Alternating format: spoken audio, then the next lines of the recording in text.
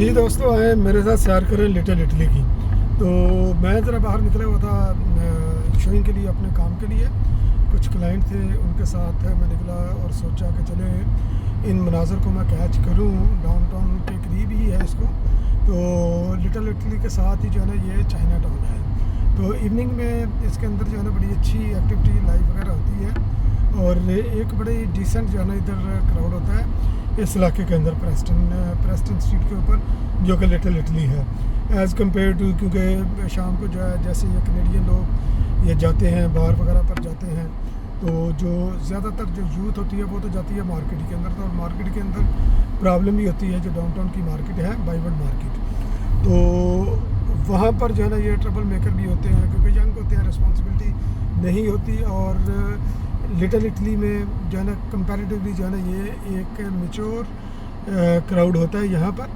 और इसलिए जो है ना ये यहाँ पर भी लोगों की जो फैमिली वाले हैं या मैच्योर एज के हैं वो प्रेफर करते हैं कि हम लिटिल इटली हैं, प्रेस्टन स्ट्रीट के अलाउंग ये सारी तकरीबन ये बार रेस्टोरेंट वगैरह डिफरेंट स्टाइल के और हलाल रेस्टोरेंट भी यहाँ पर कुछ ना कुछ हैं मेरा ख्याल है।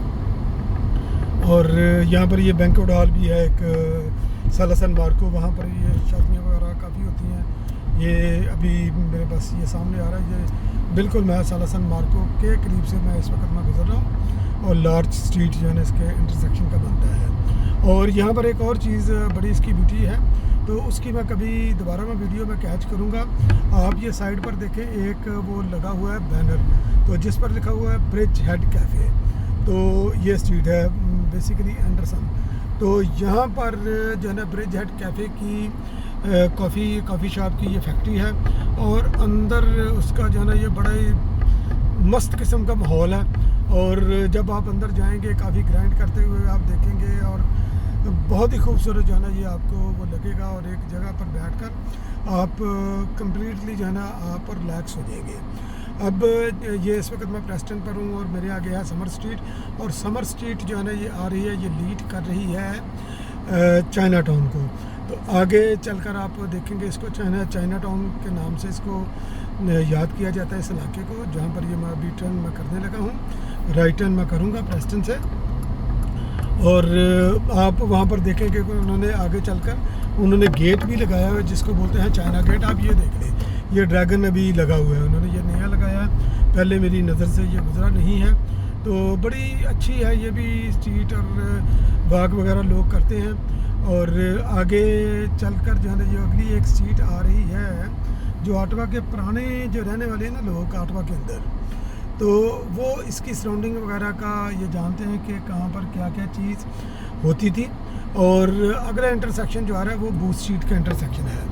तो आप ये देख रहे कि ये राइट हैंड साइड पर गाड़ियाँ खड़ी हैं। तो यहाँ पर जो है ना ये एक होता था सरदार जी का स्टोर होता था, इंडियन स्टोर, जहाँ पर ये बंदा ये वॉक कर रहा है बिल्कुल इसी जगह के ऊपर। फिर सरदार जी ने ये स्टोर बेचा, फिर उसके बाद ये आटवा के अंदर नासा फूड वाले को तो सब जानते हैं, तो उसने नासा फूड वाले ने यहाँ से अपना शुरू किया था काम।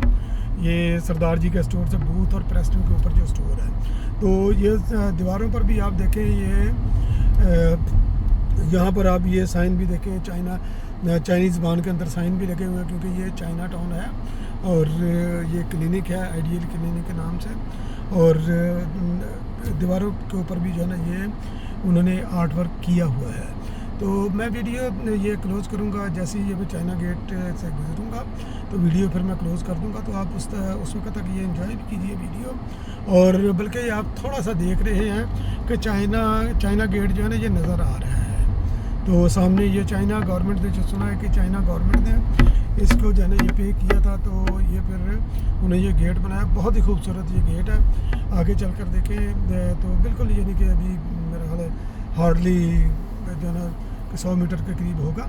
तो ये जनाब ये सामने देखें, ये अब व्यू देखें चाइना गेट का। ऊपर जो है ना ये लिखा भी है चाइनीज़ ज़बान में, पता नहीं क्या लिखा क्या नहीं लिखा, तो बहरहाल बहुत खूबसूरत है। तो यहाँ से बुनियादी तौर पर जो है ना ये चाइना गेट शुरू होता है इस स्ट्रीट से। और अब मैं ब्रामसन पर मुड़ने लगा हूँ और अगर मैं राइट पर जाऊँ तो सीधा एयरपोर्ट को जाती है। और यहाँ पर जाकर ये लेफ़्ट हैंड साइड पर जाकर ये मर्ज हो जाती है, चेंज हो जाती है क्वीन स्ट्रीट के अंदर।